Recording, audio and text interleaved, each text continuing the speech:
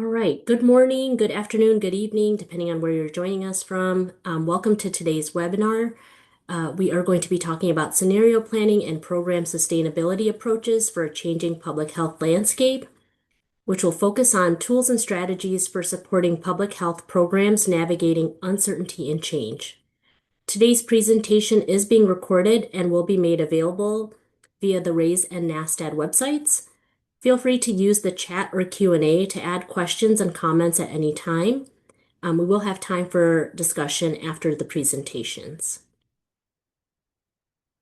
So today's webinar is a part of a continuing collaboration between the RAISE Hub at the University of Washington and NASTAD. Our collaboration focuses on strengthening implementation science through state and local EHE health departments. We encourage health departments interested in learning how implementation science can support their EHE work to reach out to the RAISE team by filling out a consultation form or emailing the team. You can also learn more about our work together through our respective websites, and I'll be putting all of these links in the chat in just a moment.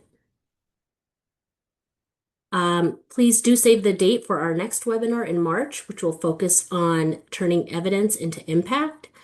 Turning public health data into evidence-based policy. And we'll be sharing registration information for this webinar on the RAISE and NASTAD listserv in the coming weeks. All right, so our first speaker today is Shelley Facente. She is the principal at Facente Consulting. After Shelley's presentation, my colleague Van Wilson, who is the Associate Director of Health Systems Strengthening and Integration at NASTAD, will also be presenting on a tool. So Shelley, over to you. Great.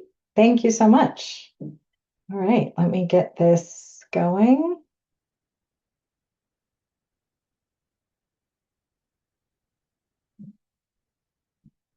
Okay. I think you're all seeing that now. Great. So I'm here to talk about future-proofing your health department or your agency for uncertain times. So I'm Shelley Facente, and I'm really pleased to be here today with you all, talking about basically how we navigate the stormy moment we're in as public health professionals. So for the last 17 years, I've been the principal at Facente Consulting, which is a health equity-focused public health consulting firm that works with health departments, community-based organizations, and other entities around the US to help them plan and improve their programs or strategies. And since we focus on health equity specifically, you can guess that we've definitely been feeling the pain of these last 13 months. And we've talked with so many different people who are experiencing their own versions of this painful journey. But we've also seen strategies that offer guidance and hope, and we've been working with health departments and community organizations to try to spread those effective strategies. And scenario planning is one of those, which is why I'm here to talk about it today. So let's talk about what I'm going to do with you here for the next 20 minutes or so. Here's our agenda. First, I'll talk about why do scenario planning in the first place, then go over some of the basic concepts. I'll get into a bit of nuts and bolts. We don't have much time, but I'll do a little bit of that and then share some additional resources for you. Okay, so before we dive into what scenario planning, how it really works, let's just take a moment to ground ourselves in why we're here talking about this in the first place. It goes without saying that we are in really uncertain times in this field. That's an understatement. And I know you feel this. We feel it too. And we've been quite stressed about the future of our communities, our partners, and our own organization. Alongside not knowing exactly what lies ahead, ahead as far as federal policy changes and the trajectory of our country, we and our resources are also being pulled in many different directions to anticipate what might happen, all of which are urgent, right? And while so many issues are at stake, it's hard to strategize around what we can do as an organization. But we have to do our best to seek clarity and plan for different contingencies that could happen. So I know this can feel really hopeless at times. There have been some dark moments, but where the hope comes in is that we don't actually need perfect knowledge of the future to plan effectively. There's a lot we can anticipate and plan for with the information we do have. And that's really what the crux of scenario planning is. It's to give us as much of a crystal ball as we can and prepare for various potential future scenarios in a way that's aligned with our agency's values. So, in the big picture, scenario planning is using our existing knowledge and trying our best to predict our uncertain future. And it's a tool we've used ourselves at Facente Consulting when looking at our own organization's future to help us navigate through the uncertainty and regain some sense of control in charting our future. And we really found it to be quite helpful over this last year. The bottom line to take away here is that scenario planning is meant for being proactive, helping you feel more confident that you can thrive in the future regardless of what path it takes, because you're working to build your preparedness and capacity for many different futures now. It's a tool for shifting your way of thinking and transforming your system for the better now, despite the constraints that you might be operating with in the future, because you're planning for that. It's not a tool for being reactive and figuring out what to do now with budget cuts you have to make or similar. That's what a lot of people think scenario planning is for. And it's really not. It's meant to be hopeful and forward thinking, not a depressing tool for making difficult decisions in the moment, because that's the reactive part. So ultimately, after scenario planning, you'll be able to fill in this sentence. If we experience whatever the world is going to throw at us, our community, like our health department, will be in a certain situation, experiencing circumstances, and we'll respond to that by using these values-aligned strategies. And we'll have this plan for 4 possible versions of the future. Okay, so that's what we're talking about in the first place. Let's move into the basic idea of how this works. So to understand the basics of why scenario planning is useful, I think it's helpful to talk about what happens when we don't plan enough for future scenarios. So, COVID, right? The COVID pandemic caught us by surprise. And looking back, it would have been really nice to have previously envisioned some sort of crisis, pandemic or otherwise, that would lead to us needing to drastically adapt our approach to our work in a very short time frame, right? So, but we had to, and we did adapt during COVID-19. And it taught us that we're capable of doing so, right? We saw health departments and community-based organizations doing so many creative things to adapt, like the things you see on this slide. And while COVID showed us that we're capable of adapting to really challenging and uncertain situations as a reactionary process, that was not fun. Am I right? Like, no one wants to do that again anytime soon. So, scenario planning teaches us how to plan to adapt so that we prepare with a roadmap in advance and we aren't doing it on the fly. Unlike with COVID, where you had to come up with those outside the box ideas in the moment and sort of build the plane as you were flying it, if you do scenario planning, the idea is that you can plan ahead. So before we move on, I just want to note that scenario planning is a tool that helps us plan for uncertain futures, right? And so it's a bit different from strategic planning, the types of strategic planning processes that health departments or other organizations typically go through. So unlike strategic planning, which tends to focus on one anticipated path for the future, scenario planning is a tool for coming up with a range of possible strategies and solutions for them. So it's designed to help us be creative and think outside the box and get us to start laying the groundwork now for the strategies we will employ later. So it's similar to strategic planning, but different. And I think I've emphasized this already, but honestly, it can't be said enough. There is much more that could happen in the environment, even this one, than just potential funding cuts, right? And that's where people often get sort of focused. And there's so much more that you can do that's outside a scarcity mindset to really transform systems and make things better. And that's why a scenario planning mindset and process can be so worthwhile, even when you're dealing with, dire times like this feels. Okay, so let's talk about how you do that. 20 minutes isn't enough time for you all to become scenario planning experts. But hopefully after today, you'll understand the high-level steps that are involved, and especially the way of thinking that scenario planning pushes us to engage in. Okay, so scenario planning has a lot of pieces. So I'm going to try to use a metaphor to help us orient to the high-level pieces. So in general, scenario planning is like writing a play about the future of your health department or your agency if you're not in a health department. And there are really 3 steps in scenario planning that mirror playwriting.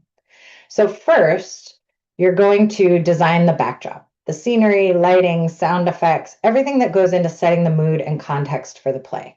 What do your sets look like? What's the world your characters live in and are reacting to? And you'll do this 4 times in scenario planning for 4 different backdrops of what the future world could look like. And this step is really important because if the scenery puts you in a dark, scary forest in the middle of a lightning storm, that's a very different play than the one that has a blue sky with a rainbow and a sun painted on the backdrop, right? How you set the foundation sets you up for the future. So the second step is you identify your central conflict that your health department is experiencing. So this typically takes place in Act 1 of a play, right? So what's the central conflict around which the play centers? For example, those of you who are fans of the musical Wicked, which is a prequel to The Wizard of Oz, if you don't know, you'll know that one of the central conflicts in that musical is the tension between evil and good and what it even means to be good and choose good. Like that's the central conflict. So the central conflict for your health department is whatever issues you're experiencing in the backdrop and scenery you created in step 1. What are the challenges and the opportunities that are created in this particular backdrop that are impacting you in your work? And you spell that out. And then finally, you have to resolve that central conflict. This typically takes place in Act 2 of the play, right? So I won't give you any spoilers if you're waiting on the second Wicked movie to come to streaming to see how it turns out. But for those of you who know the musical or the first movie or just The Wizard of Oz, one of the resolutions there is that the Wicked Witch melts, right? So in scenario planning, you're going to decide how your health department is going to act to resolve the conflict and address whatever issues you're experiencing in the backdrop and the scenery of the future world, ideally so you don't have to melt anyone, right? So that's what you're trying to do in step 3. And again, you're essentially doing this 4 times for 4 different backdrops, 4 different plays. We don't know the future, so we're preparing for 4 different futures that are probable or at least plausible. Okay. So I'm going to break this step 1 down a bit more because it's big. So we'll break it into 3 smaller steps. Our first step, 1A, is to describe the elements of the scenery that are important in a play about your community's future. So like what type of stuff matters? What changes in the world is your health department most concerned about?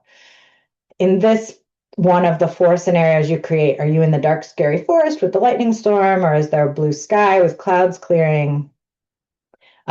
What's there? So, okay, what are some non-Wicked examples of what might be in this backdrop? We commonly talk about government infrastructure, right? So what's happening to federal agencies and funding opportunities, and how will that impact public health related work in your jurisdiction? We also hear a lot about community need. What will happen to community need for public health services if certain services are being cut or they're harder to access? A third common external factor is local political support. For example, will your services still have local political buy-in as local officials navigate how to respond to federal demands, right? That's going to be different. These things will be different for each of your communities. And as a last note on this, an important part in this step is that here you're focusing on the backdrop, the world around you. You're not talking about what's happening at your health department just yet, just the stuff in the backdrop that poses risks or opportunities to your health department or your agency. Okay, so you brainstorm that first. And once you've brainstormed about the scenery elements, then step 1B is you map out those 4 distinct backdrops that could realistically represent the future world. So this part's a little abstract, but it's very useful. So we create quadrants by choosing 2 axes outside of our control that give us a range of the possible backdrops in this play about our agency's future. So in full scenario planning, you would work to establish your own axes, but to keep it simple, I'm going to give you an example here that's probably highly relevant to most of you right now. So the x-axis here is the functioning of government infrastructure. Is it limited but stable government infrastructure, or is the government infrastructure disintegrating, right? Those are the ends of this axis.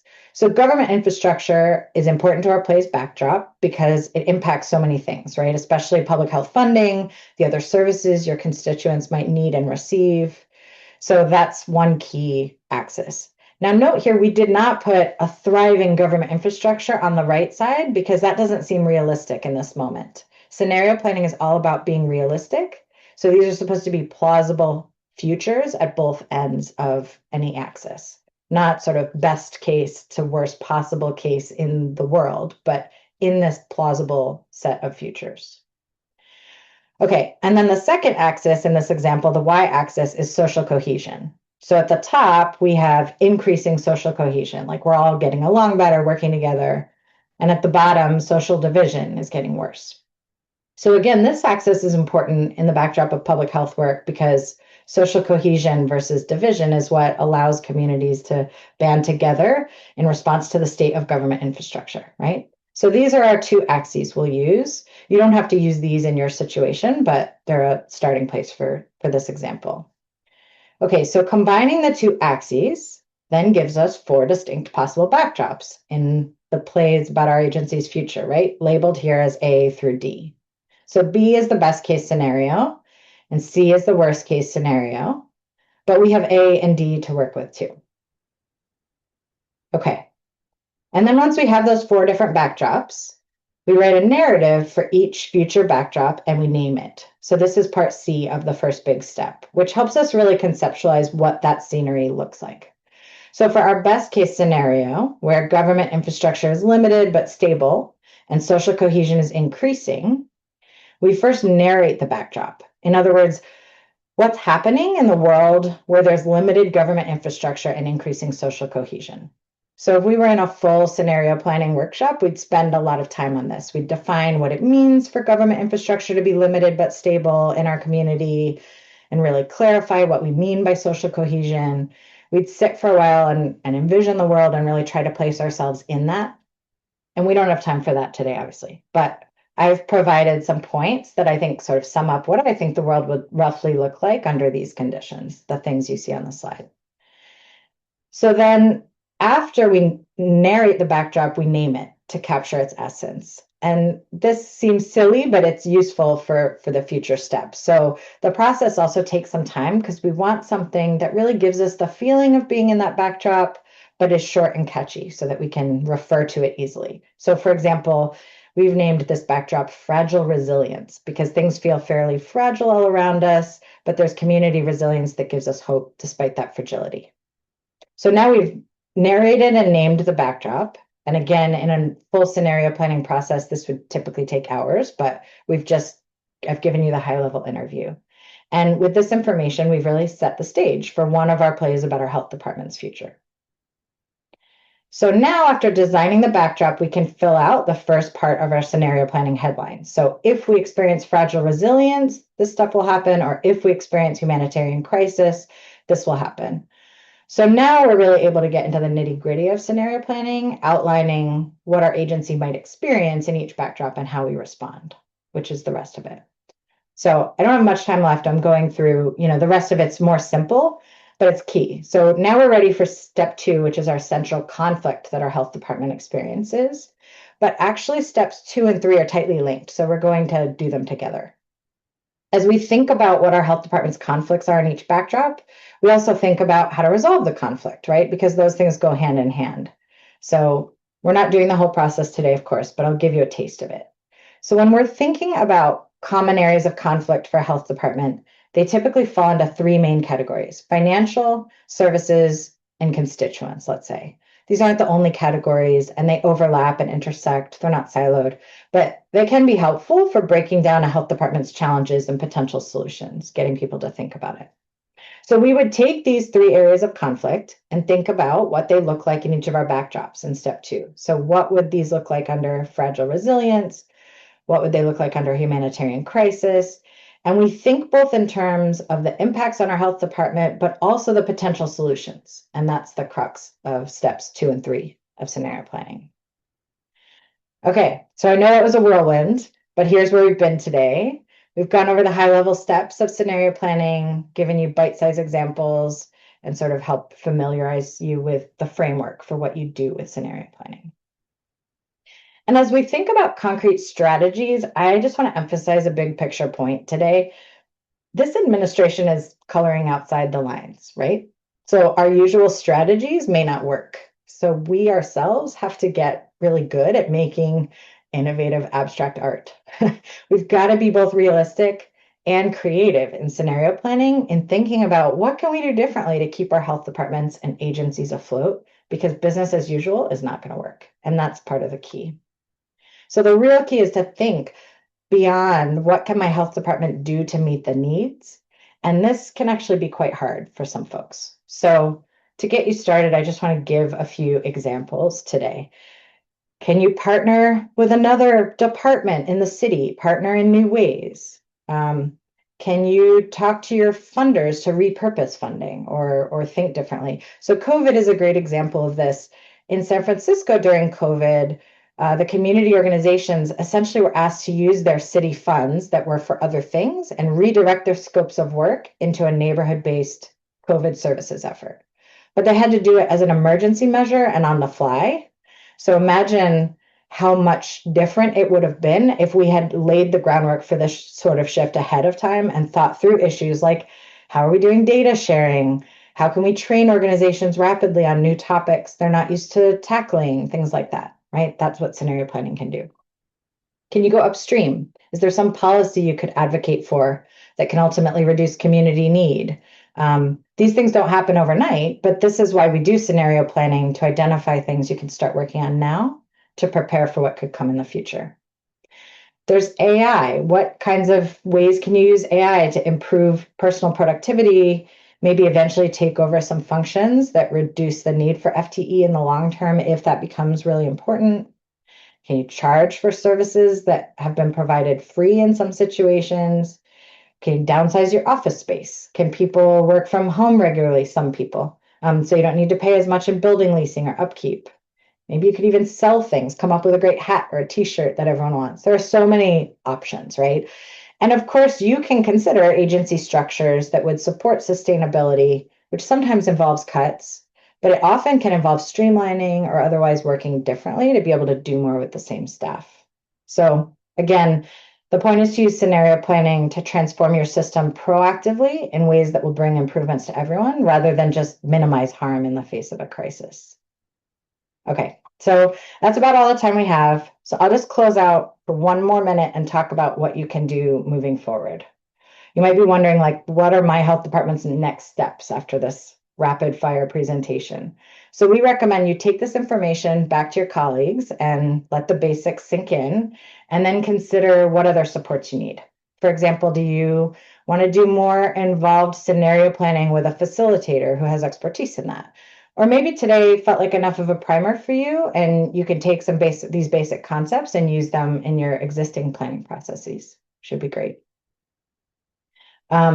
We also sincerely believe scenario planning is hard to do on your own. It takes a lot of thinking and discussion, and sometimes it's hard to see all the possible solutions when your heart is so deep in your organization's future. So I'm not here to sell you on our services specifically, I promise, but we do offer more extensive, tailored scenario planning services with in-person workshops where we serve as an external facilitator, an experienced scenario planner, to help create a container for your agency to have these conversations. We have a 1 or a 2-day option, both of which would be based in your jurisdiction. So, there's just more information here. We have pricing on a sliding scale to help meet your needs and your budget. So you're welcome to reach out if this seems like something you want help doing. But of course, you don't need to reach out to us. This is meant to be a starting place for you to use this technique in your jurisdiction, whether you do it on your own or you ask us for help or you find someone else who can help you. So thanks. I hope this was helpful. And we're going to make these slides available to you for reference, and my contact information is here on the screen in case you want to be in touch. Thanks, everyone.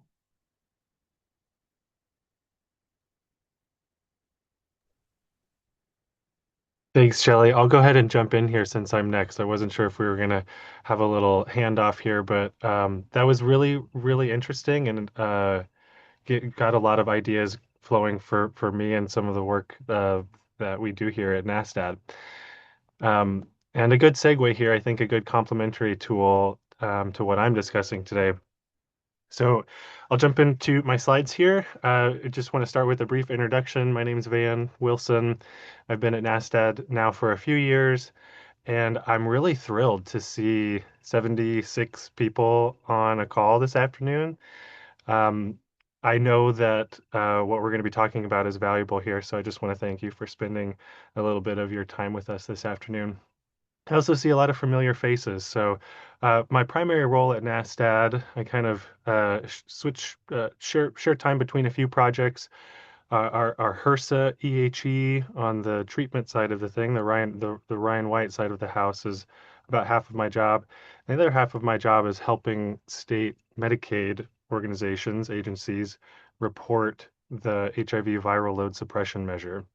So you've probably, I know I've pitched a number of people on this call here, so you might have seen me wearing that hat in previous engagements here. So today I'm here to talk about a brief little tool that you can use very quickly, I think, with your teams to assess the sustainability of your program or your project. And it's called the Program Sustainability Assessment Tool, or the PSAT. So I just am curious, by maybe a thumbs up, a reaction there, or in the chat, how many of you are familiar with or have used the PSAT in your work previously? Give me a thumbs up.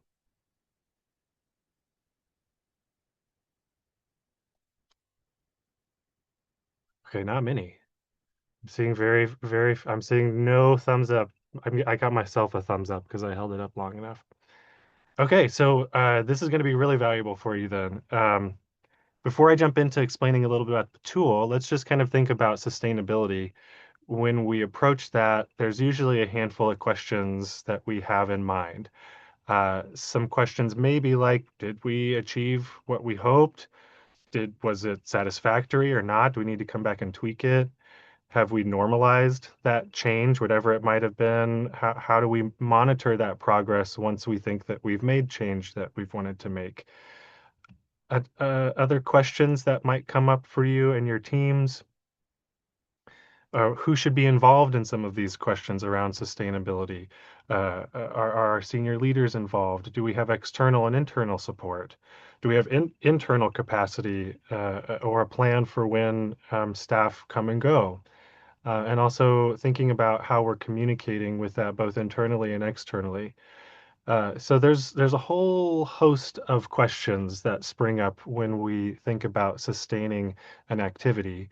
And thankfully, Washington University out of St. Louis developed this beautiful little tool called the PSAT.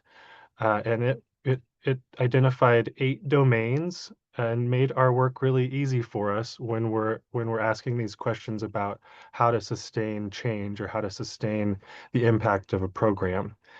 So you can see here, it's really pretty straightforward. You use it to measure your program's capacity. You use it to find out where you might be strong in your areas or where you might be weak, where those gaps are, and then to guide your subsequent planning after this assessment here. So here are the 8 domains, and through I could share quite a bit about how they developed the tool, but in our time here today, I'll just say that they worked with a good sample size of public health projects and used a methodical way to identify these 8 areas of focus here. So this is a very overarching framework here. Everything in sustainability should really fit within one of these 8 buckets. So we're looking at environmental support. This is external. Your funding stability, partnerships, your internal organizational capacity, how the program is being evaluated and communicated about subsequently, how your program is adapting or not, communications, and then finally, strategic planning. So it gives you this kind of off-the-shelf, simple little tool. You don't have to think about or go through a scientific process to determine all of the domains that you need to address. That this tool has done it for us in many ways. So before you get started picking up the PSAT, like who should participate in this process? So the tool is really designed for like program leaders, project leaders, and their teams. So it is an assessment. And they actually, and I'll show you this here in a minute, you can complete up to 12 of them for free online as your team. And then so with your team, you can complete it like that individually, and then you come up with I think, a really rich data set across your team perspectives of sustainability, or you can do this consensus based with your team. But your leadership buy-in is essential. If you just have some teammates doing this on the team, it's not going to be as impactful, obviously. People need to be knowledgeable about the program and what its intended impact is. And ideally, you want to include, your full spectrum of program staff. So your frontline staff, volunteers even, maybe definitely program managers, maybe budget officers, but they're all going to offer a different and valuable perspective. If community support or partners are essential for your project, definitely consider adding them too to the group. I'm going to jump into the tool now and just kind of run through each of the domains. Again, it's really straightforward. So each of the 8 domains has 5 questions that they assess, and you can rate yourself 1 to 7. 1 being, little or no extent, little or to no champions exist who strongly support the program, or a 7, you've got core champions who aren't going anywhere and strongly support the program. So this first domain is looking at environmental support. We're looking at the champions. Can those champions get resources? Does it have leadership support from the broader organization? And maybe outside the organization, if you're working in a state environment, if you're needing support from the legislature, perhaps. And the last one there around public support. Does it have good public support? Excuse me. Second domain here around funding stability. Again, nothing out of the blue here. We're looking at whether or not it exists in a supportive economic climate, depending on where your dollars are coming from. The program implements policies to help ensure sustained funding. So that's kind of looking at kind of the feedback loop, if you will. Do you have a single source or a variety of sources? Are they stable or not? And is it sustained funding over time? Partnerships, again, nothing too out of the ordinary here, but we're looking at whether there's a diversity of community organizations are involved and invested. Does the program communicate with community leaders frequently? And are they involved in the program, committed to the program? And was the community engaged in the development of the program goals, looking at the participatory nature of your program? Organizational capacity. Is it well integrated into the operations of the organization, or does it exist on its own, off to the side? Are there systems in place to support it? Does leadership articulate that vision to external partners? Can leadership efficiently manage staff and other resources? And then finally, the program has the staff to complete the program goals. Yes or no? Program evaluation. This is looking at your program and how it's to inform your planning and how you're documenting your results. So just mostly looking at kind of internal capacity and communication. So do you have the capacity to perform a good program evaluation? Are you reporting on short-term, intermediate outcomes? Is there a feedback loop? Do those evaluation results then inform program planning and implementation? And then are those results used in your applications to demonstrate your success to future funders or other key stakeholders? And then evidence. Do you have the evidence that your program is working? And that comes from a strong evaluation. Adaptation. This is the actions that you need to take to adapt your program. Do you periodically review the evidence-based, your strategies and new science? Are you proactively adapting to changes in the environment? Thinking back to Shelley's tools here around scenario planning, if you were regularly doing scenario planning, you could mark yourself a 7 here, I would assume. The program makes decisions about which components are ineffective and should not continue. couple more domains here. So this is communication. Really, this is just looking at the degree and the breadth of communication. So both internal and external, and in ways that build community awareness. And then finally, strategic planning here. So are you using processes to help your program achieve its goals? Are you planning for future resource needs, long-term financial plans? Do you have a sustainability plan? So have you used this assessment then to develop an action plan, which I'll talk about next? Are your program's goals understood by everyone? And are our roles and responsibilities clearly indicated? So that's the domains here. When you do this online, and forgive me, I meant to put the link to their online tool here. Ah, thank you, Emma. You beat me to it. You read my mind. Yeah, the sustain tool, their website, you can use the digital form of the tool. They also have a complementary tool called the CSAT, or the clinical sustainability assessment tool. So just for a more clinical lens, but similar domains and similar approach here. So you do your scoring, and then you have a really clear um, numerical table of where you need to address first, your highest priority or your biggest gap in your sustainability plan. Here's a quick little bit of the website, and I'm just keeping an eye on time here. I'll probably go quickly through my last little slides here, but um, their website is really full featured. So if you want to use this tool, go to the website, sign up, and it's free up to 12 users, or up to 12 people to take the assessment. From there, there's a handful of resources here around um, action plans. So this is one of their sample action plans that they have hosted there on their website. So just looking at, your goals, setting your SMART objectives or your SMART goals, and then kind of breaking it out. What are you doing? Who's doing it? What does success look like? Typical action plan.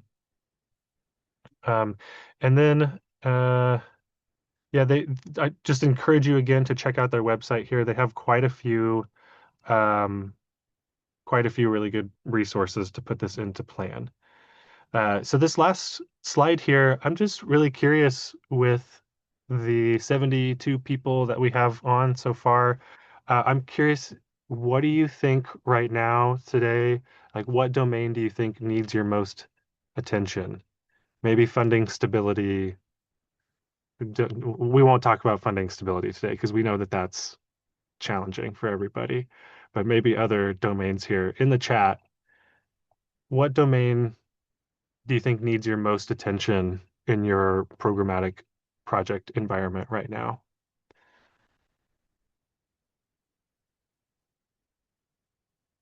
Is it external? Is it internal? Is it your communications? Do you need to know more? Use the tool a little bit before you answer that question.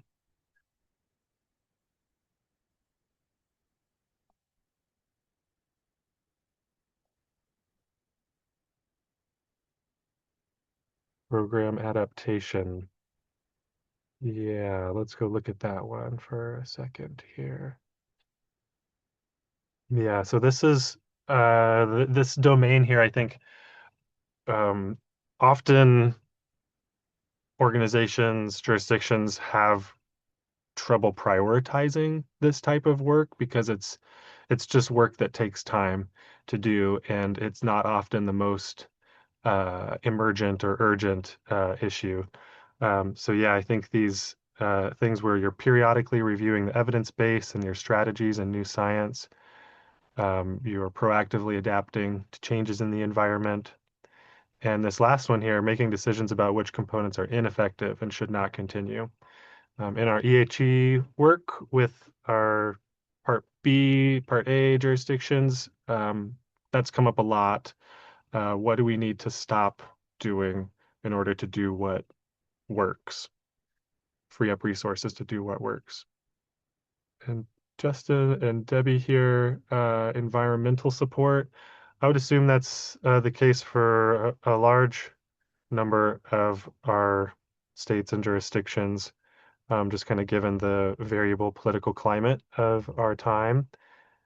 Definitely. So this is, yeah, again, looking at those champions and support from outside the organization. So if you're looking at this here and you know that you would rate yourself a 1 or a 2 or a 3 on one of these criteria here, one of these factors, that's a really good indication of a place to start to make a plan around that very particular criteria.